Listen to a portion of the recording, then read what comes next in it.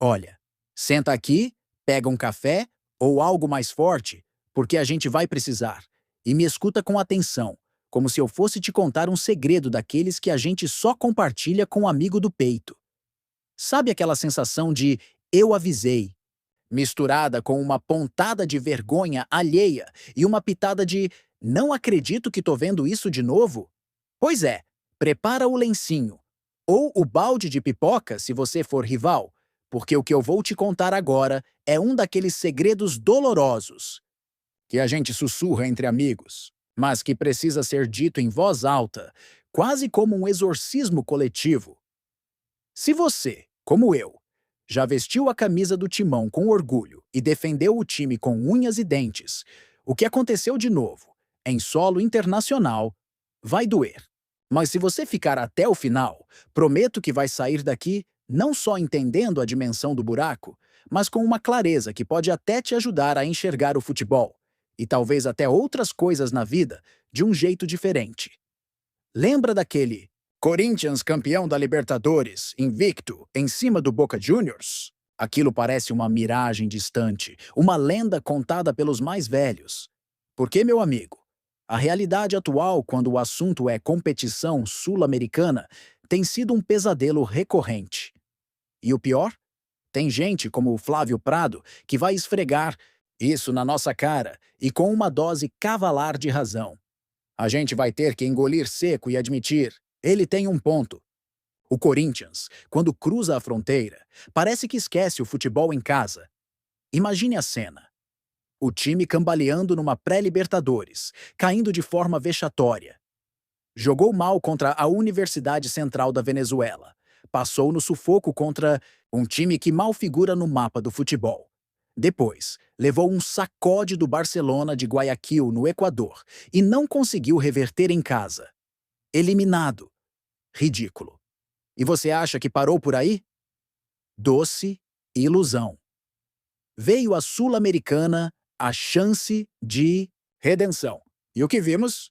Mais do mesmo, só que com requintes de crueldade. Num ano que começou com a esperança de, no mínimo, brigar de igual para igual no mata-mata da Libertadores, o Corinthians não sobreviveu nem na Sul-Americana. É um roteiro de filme de terror, repetido à exaustão. E aí, o Flávio Prado, o Piperno, todos aqueles que já cantavam essa pedra vão poder estufar o peito. E a gente vai ter que calar a boca, porque não tem defesa. A campanha na Sul-Americana foi patética. Tinha que ganhar, precisava ganhar. E o que fez? Jogou mal, de novo. Ah, mas era o Huracan, o principal do grupo. E os outros jogos? Cadê a entrega? O Corinthians, mais uma vez, vira motivo de piada. Não só do Flávio Prado, mas dos rivais, das redes sociais. Porque quando se habla espanhol, o Corinthians está muito mal. É uma vergonha que o torcedor, aquele que carrega o time no peito, vai ter que digerir.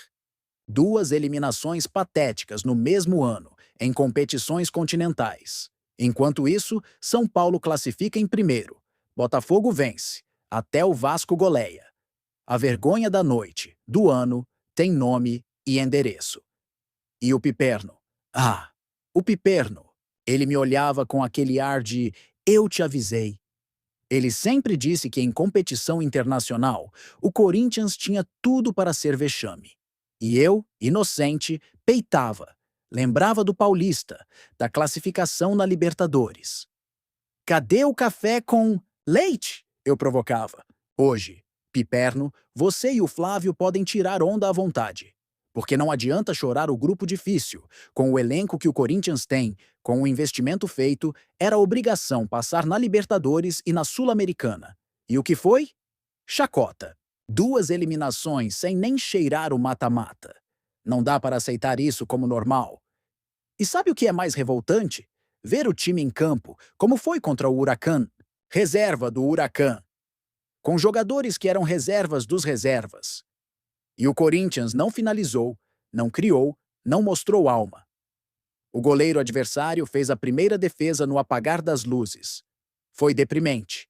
Aqueles que vestiram a camisa nesse dia e muitos outros, da comissão técnica ao jogador mais caro, não têm o direito de continuar. Foi uma página vergonhosa, uma representação de sanguessugas, como disse o Piperno. E o Dorival? Um técnico que eu respeito, com carreira. Mas o que foi aquilo? Contra o reserva do Huracan, precisando ganhar num estádio vazio, ele me escala um time abarrotado de volantes? Cadê o futebol ofensivo? Parece que desaprendeu, talvez traumatizado pela demissão da seleção.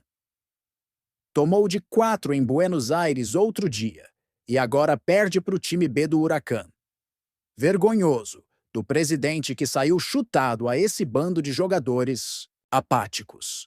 E o Depay, Memphis, o craque, o currículo invejável. Cadê ele nesses jogos?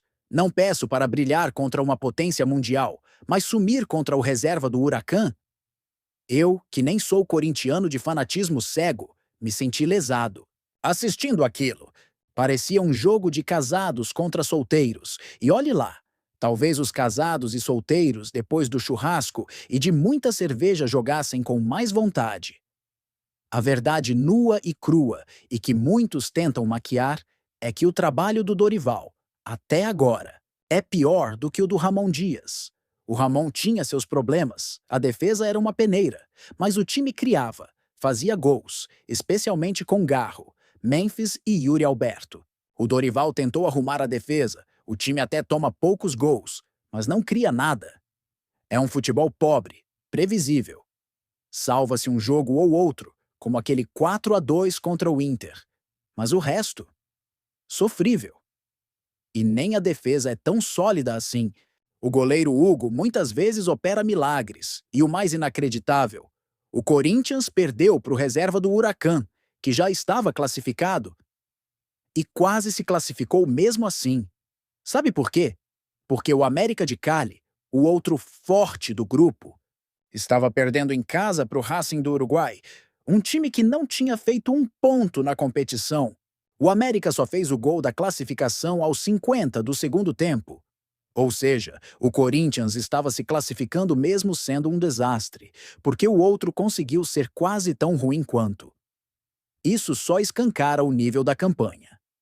Em casa, na Sul-Americana, o Corinthians fez míseros 4 pontos de 9 possíveis. Horroroso. E não vamos esquecer da pré-Libertadores, daquele vexame contra a Universidade Central, dos 3 gols que levou do Barcelona de Guayaquil.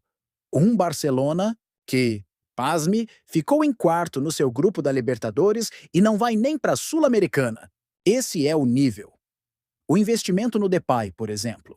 Um salário astronômico, o segundo maior do Brasil para entregar atuações tão pífias em competições cruciais, começa a não se pagar. O valor do elenco do Corinthians é brutalmente maior que o do Huracan e do América de Cali juntos.